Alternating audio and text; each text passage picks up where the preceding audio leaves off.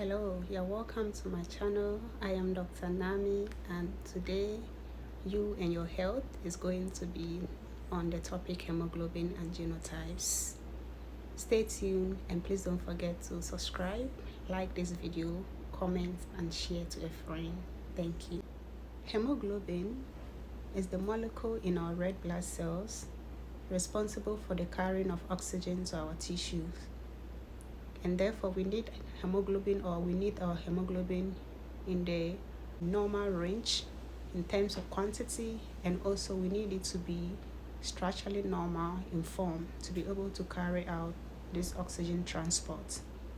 If your hemoglobin is deformed, it means that deprived of oxygen and can go into ischemia, leading to death. There are normal types of hemoglobin and abnormal or pathological types. Let's discuss about the normal types. There are three most common normal types of hemoglobin. They are hemoglobin A, hemoglobin A2, and hemoglobin F. Hemoglobin A is the most common in adult population, consisting about 95 to 98%. It has a structure of 2 alpha chains and 2 beta chains. The second type is hemoglobin A2, which is also found in 2 to 3% of the adult population. It has a structure of 2 alpha chains and 2 delta chains. The third type is hemoglobin F, found in neonates or newborns, and it has a structure of 2 alpha and 2 gamma.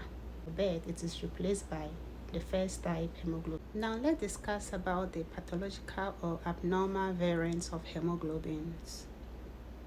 There are about 3 abnormal variants of hemoglobin that usually lead to diseases. The first type is hemoglobin S.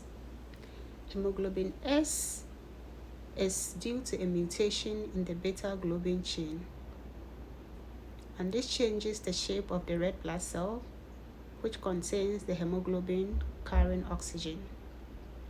And this is the most common cause of sickle cell disease. The second type is hemoglobin C.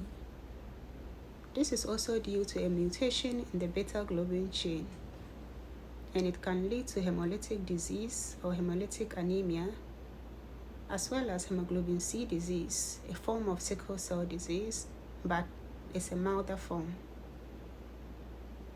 The third type is hemoglobin E.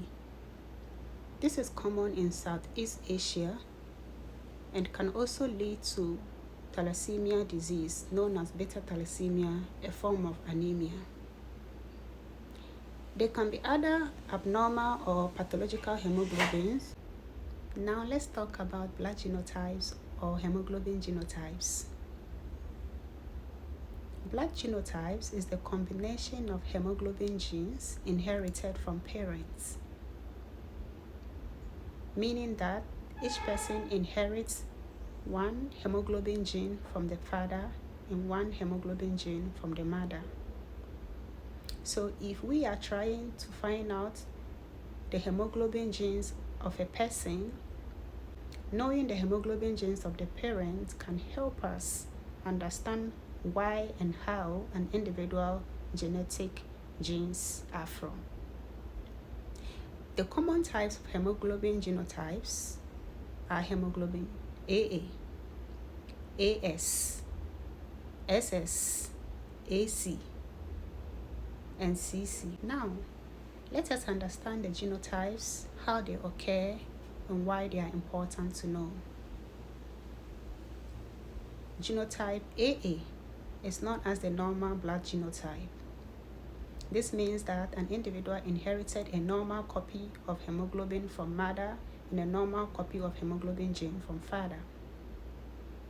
Hemoglobin AS is known as a carrier genotype, meaning that the individual either inherited 1 normal hemoglobin copy from father or mother and 1 abnormal hemoglobin gene from a father or a mother, meaning that the individual can also pass this pathological hemoglobin gene to their future children. Genotype SS is what causes the sickle cell disease, This means that the individual inherited an S hemoglobin gene from the mother and an S hemoglobin gene from the father, making the person sickle cell patient. The other type, or the fourth type, is hemoglobin AC. Hemoglobin AC is also a carrier hemoglobin, and this means that the individual inherited one normal hemoglobin gene from either parents and one abnormal hemoglobin gene from parents. SC, which is also a cause of sickle cell disease but has a milder form. Hemoglobin or genotype CC is what causes hemoglobin C disease, and hemoglobin C disease can also cause mild to moderate anemia. The other forms of genotypes are AE, EE, and SE, and these are all pathological variants of hemoglobin genotypes, but less significant cause of diseases in medicine. Let's talk about why it is important we know our genotypes. First and foremost, knowing your genotypes is important in marriage compatibility.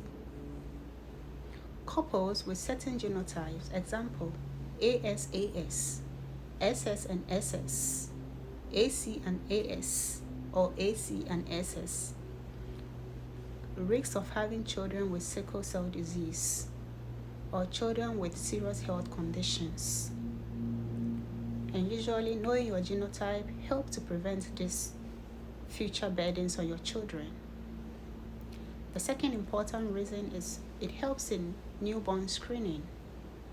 If a baby is born, we screen for the baby genotype to help prevent certain complications in the future.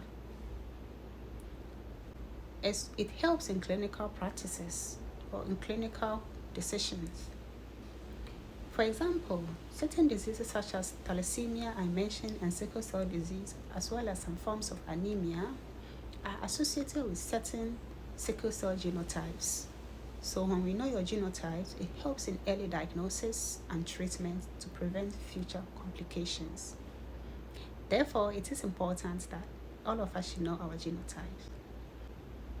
And the next time you visit the hospital, please go to the lab and drop your blood and ask to know your genotype.